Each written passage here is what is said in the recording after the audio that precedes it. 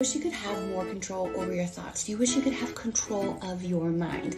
I'm going to teach you one of the best hacks that there are when it comes to growing a business, when it comes to achieving something different, when it comes to like getting into good health, taking control of a relationship, really anything in life. One of the core ingredients is having control of our minds and what we think and how we feel about what we're doing, because that will dictate where things go.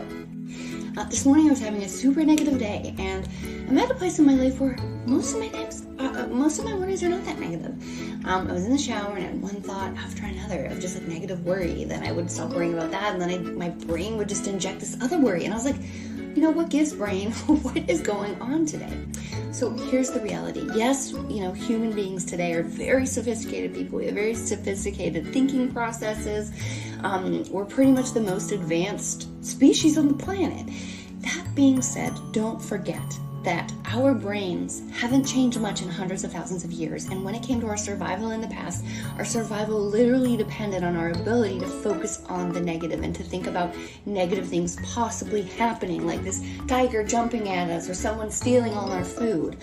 So we were literally conditioned this way through hundreds of thousands of years. But if we can recognize that, see the thought for what it is, and then remind ourselves that we are safe, that is the way to take control of your mind. Try this hack and let me know how it works for you.